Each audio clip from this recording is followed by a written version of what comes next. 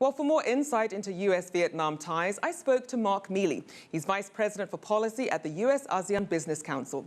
Now, I started by asking him about the importance of the Trans-Pacific Partnership.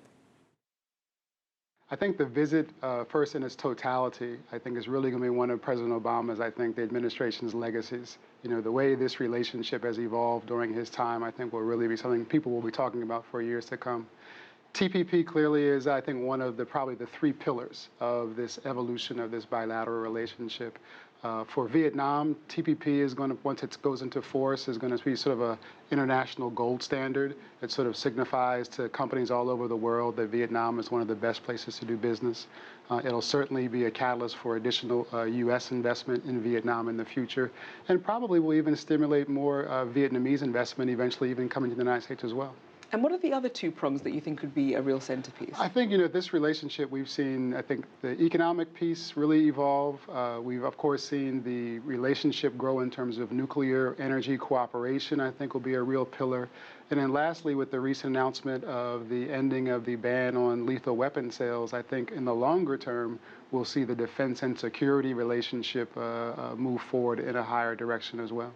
And as you mentioned, you have this ending of this arms embargo. What sort of impact do you think that's going to have to their economic ties? Well, I think in the short term, it's probably a bit more symbolic than anything else. Although I think usually what we've seen in other countries that sort of have the opportunity to have that kind of relationship with the United States, it usually opens up areas of cooperation and other forms of technology.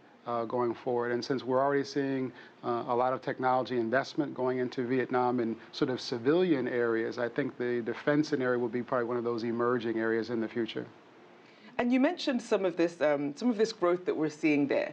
We also saw that President Obama met with some entrepreneurs while he was in Vietnam. In terms of what are these sort of opportunities are for up-and-coming Vietnamese people trying to really make it in the business landscape there, what do you think that could do with this now growing relationship? Well, I think it's definitely, one of those next generations areas of economic bilateral relationships that we're going to see. We already see, again, some great examples of some of the Silicon Valley venture capital firms, like 500 startups, have dedicated funds focused on finding those entrepreneurs and startups that potentially have new ideas or new products or services, both for the Vietnamese market, which is a pretty big consumer market, but also internationally. And I think we're also seeing the way Vietnam is making a real great investment in education and human capital development. And I think that also bodes well, again, for sort of that next generation of, again, technology-savvy entrepreneurs as well as consumers. So I think this will be, again, a very exciting area.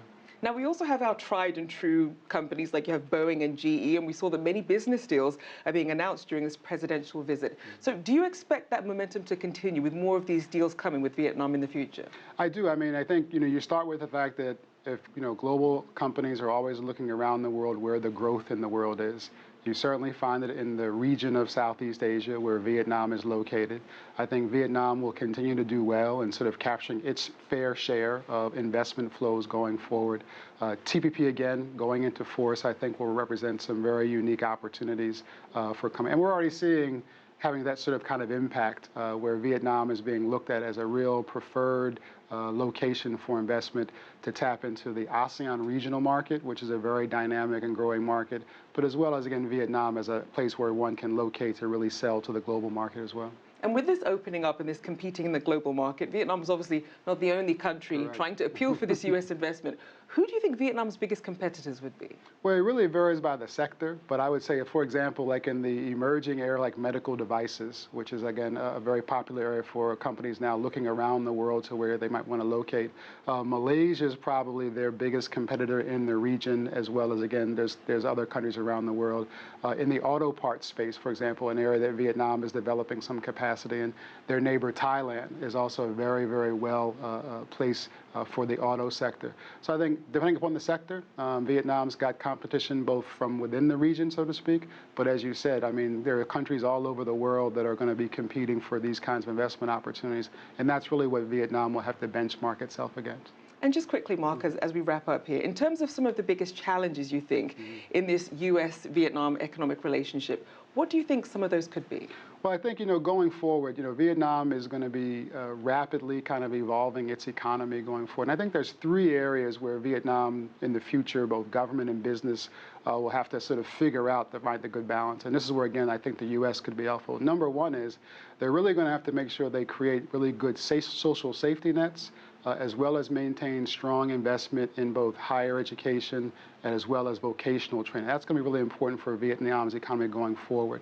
Number two, I think, again, how well they continue to try to build those ecosystems to really support entrepreneurship and attract that kind of venture capital investment for sort of the next generation of Vietnamese business will be very important. I think the U.S.-Vietnam relationship will be very helpful there.